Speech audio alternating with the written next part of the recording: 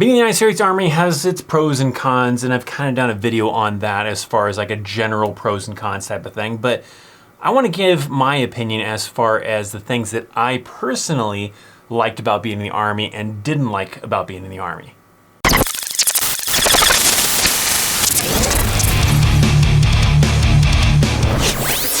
What's up, my friends? U.S. Army veteran Christopher Chaos, and here to give my opinion on things that I liked about being in the Army and things I didn't like about the Army. And definitely these things will kind of, vary. Maybe there are things that maybe you agree with if you're someone who's in the Army or were in the Army, and someone who's thinking about joining the Army. Maybe these are things that you'll find that you also like or dislike, but some of the stuff maybe you disagree with, right? And that's fine. This is really just my opinion, things that I look back on from my time in the Army and realize that, hey, I liked this and I didn't like this. Of course, these are the types of things that you're interested in learning about from perspective of moi, a U.S. Army veteran. Make sure you are hitting that subscribe button down below. We got to get to 100,000 subscribers before the end of 2021, and I can't do that without your help. So do that, hit the thumbs up, and let's dive into this topic. So we're gonna go back and forth between likes and dislikes, starting off with like, and that is the people that I met and the people that I got to know. You've probably heard this from other soldiers too. The camaraderie between soldiers often is great, right? You build this great bond, and I feel like that's different. Like I said, you may have heard this from veterans before, but it's different than like maybe what you think of, right? If you're not someone who's been in the military, think of it this way, right? You have a job at, let's say, some law firm working in HR. I'm just giving some generic example, right? But you don't leave that job and then like later be like, oh, let's do a reunion with all those people. Oh, I want to check in on Bill from accounting and see how he's doing and maybe see if he wants to link up for this reunion in 10 years kind of a thing. You don't often have that on the civilian side. That's definitely a thing you do on the Army side, right? You have people that stay contacted that end up being basically friends forever, whether they hang out or they just stay in contact through social media, through emails, through whatever. They're usually friends forever with these people, and that is something they actually do. They do reunions, right? You do reunions with your units sometimes, depending on the unit and how, maybe tight, a group you had. That's maybe something you might do. And I even have, I think, friendships with some of those individuals that I was in the Army with, even though it may have only been for like 2 or 3 years, that are probably bigger friendships than a friendship I had like from high school, from my hometown kind of a thing. It's just a different type of friendship, and I really liked about the Army, the type of friendship you build being in the Army with these other soldiers, especially if you deployed with this unit. Now, something that I disliked about being in the Army was bad leadership, and it didn't always happen, and you can even have bad leadership on the civilian side too, but I feel like on the civilian side, if you have bad leadership that are doing things in a poor manner, a shady way, whatever, you can report that stuff to HR and to hire. Where in the Army, yeah, if they're doing something illegal and things that they can't do, then yeah, you can still report that stuff up. But sometimes things that, like a civilian employer would not be able to get away with, you can get away with on the military side.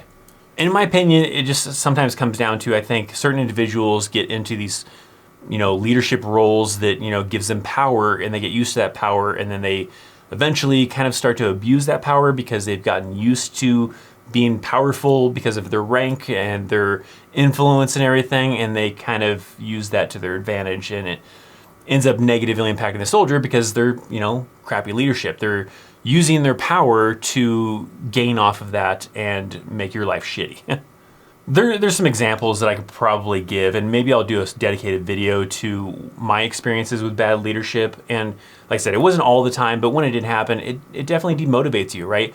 There was kind of like one that I'll briefly kind of summarize on. We're in the National Training Center, and we had bad leadership that was ragging on us pretty heavily, for not doing things when this person was just sitting in the chow hall reading a book while we're sweating our ass off in the motor pool doing this work, and then that person was ragging on us for things, and then that person also forgot their plates for the vest, before we went to a live fire range, so they took the plates from another soldier and put them on a shitty detail.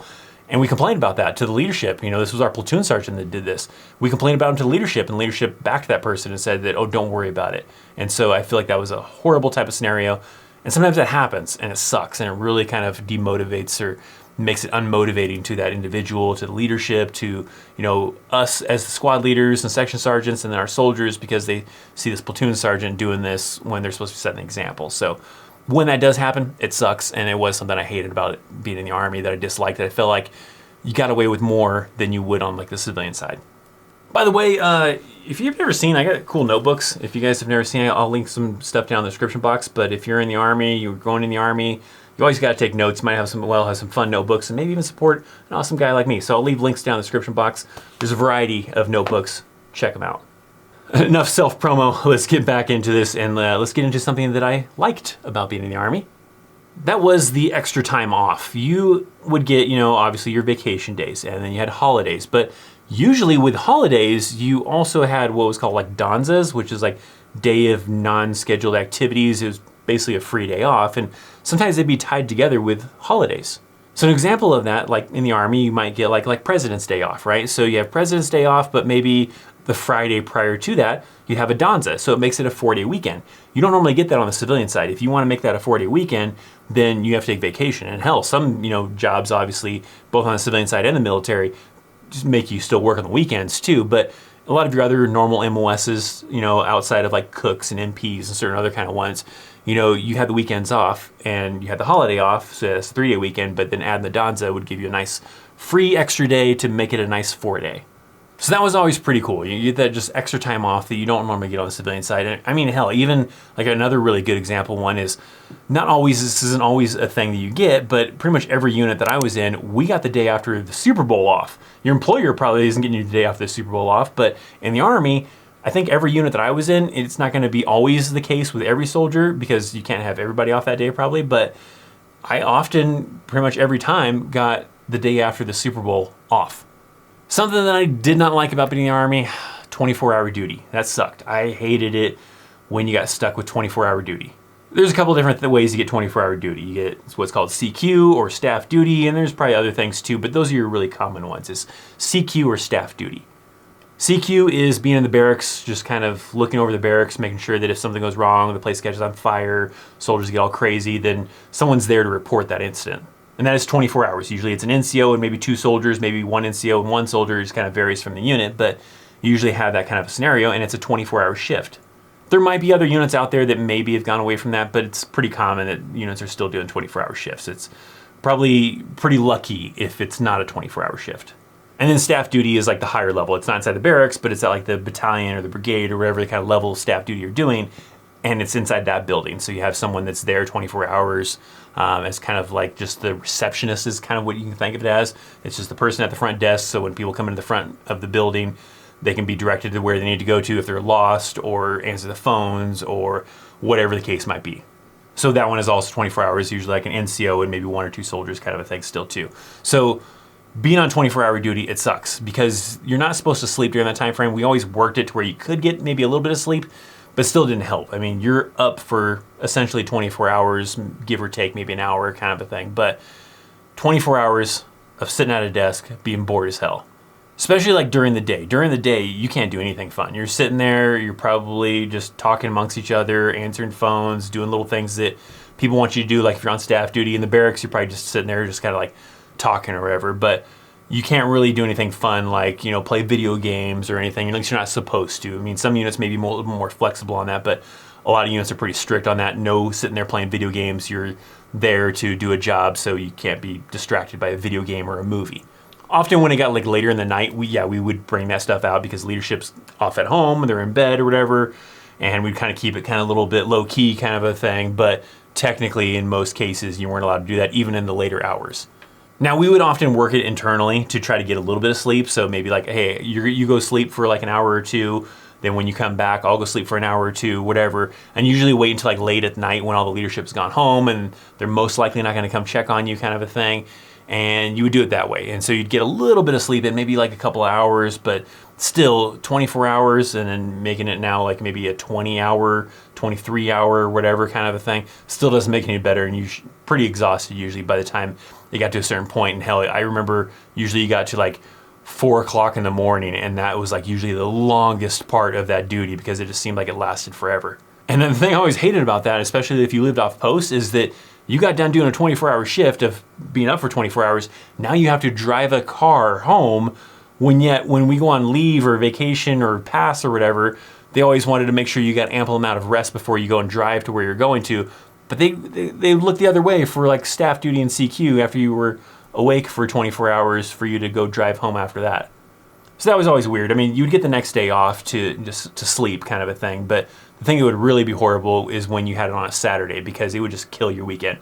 You worked Friday, Saturday you came back in to do staff duty or CQ, Sunday you pretty much slept most of Sunday away to get rest, and then you're back to work on Monday. So that was always the worst. Thursday was always the best one because it kind of sort of gave you almost like a 3-day weekend. You'd sleep probably most of Friday, but then you're into the weekend. But if you managed it to where you're excited and you maybe only slept for a little bit of time, then it still kind of made your weekend a little bit longer. Something that I liked about it being in the Army is the way that civilians usually treated you. You usually got treated pretty nicely, and you don't really ask for that, right? You're not trying to get them to thank me for my service type of thing, but often civilians would just do that, right? Especially if you're in a military community, they usually respected individuals, depending on how that community was. I mean, there might be some locations where they hated military, and I've actually heard stories of that, but especially like after 9/11 happened, you saw like a lot of patriotism, a lot of people that are like just really thankful for our military, and so it kind of made you proud being in the military. I mean, you think of it as a job and something you signed up for, but they see it differently, and they would always be thanking us for that, and it felt really special.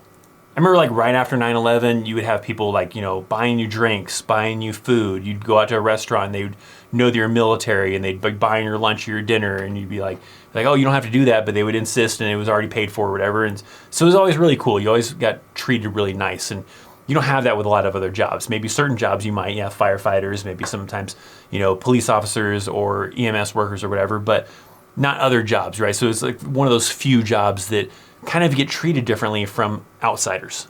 Especially like one key moment that really stands out in my mind that was like really special to me was when I was coming back from Iraq the very first time. We came through customs, and I think we came through customs in Texas, and there was like this large catwalk that we were walking across, and down below was the rest of the terminal to the airport. And all of us are all in military, attire, we're all in the uniform and everything, and we're walking to go towards customs coming back from Iraq. And you look down below at the main terminal and everybody's looking up at us clapping. And I was like, holy crap, this is crazy. And it was just so wild seeing that, This was towards like the early parts of the Iraq war. And it was just kind of a cool thing to kind of see, people being really appreciative of what you're doing and clapping for us when we were returning from Iraq.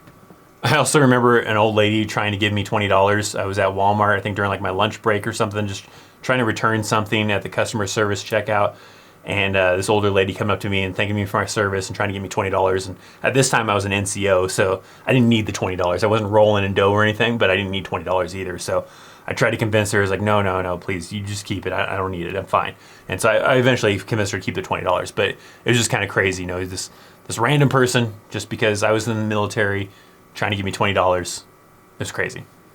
Now, we're ending on a bad note because the last one is something I disliked about being in the Army. And that is how you're treated as a single soldier.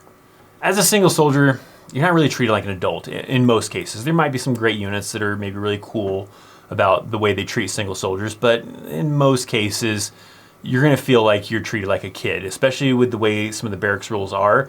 And some of those rules are there for your safety, and they probably do prevent a lot of horrible things from probably happening in the barracks, but it still doesn't take away from the way it makes you feel. It makes you still feel like you're living with your parents, or you're not treated like an adult. I mean, things like, you're not allowed to have visitors past a certain time, not allowed to have hot plates in there, so everything you're cooking has to be done inside the microwave. There are actually barracks now that I've seen that actually have ovens, and that's pretty nice, but the locations that don't have those ovens and cooktops inside of them, they usually still have those restrictions of no hot plates, no cooking type of things inside the room. You can just have like a toaster in the microwave, and that's about it. So that always kind of sucks. And there's other restrictions too. I mean, with the like barracks inspections, so people's always up in your business, and you don't feel like you really have that privacy.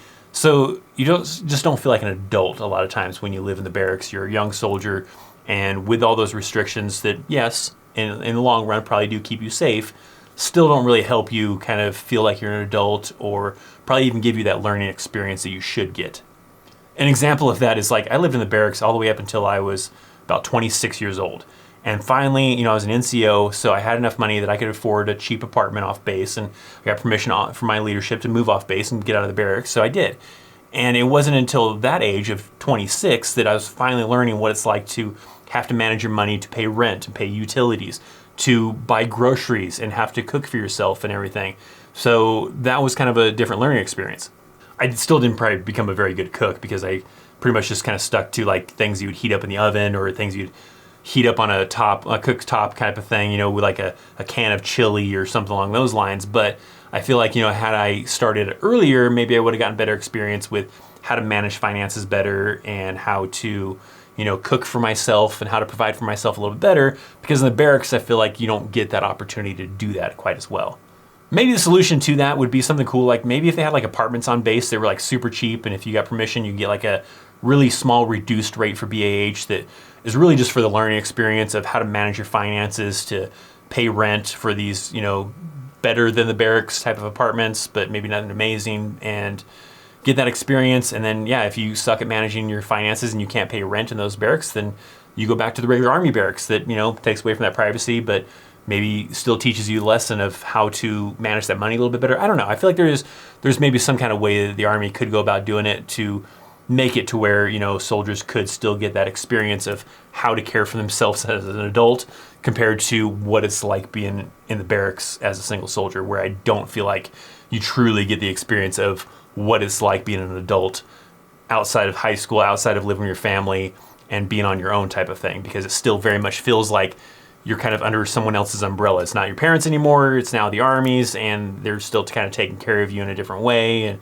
sure, you might get a little bit more leniency than you got from, your parents when you were in high school, but it's still not that full level of someone who's like in the civilian side, who's moved out of their parents' house and living in an apartment and having to manage their finances. So there is kind of that gap in there. So it does make it feel like you're not really truly an adult when you live in the barracks as a single soldier.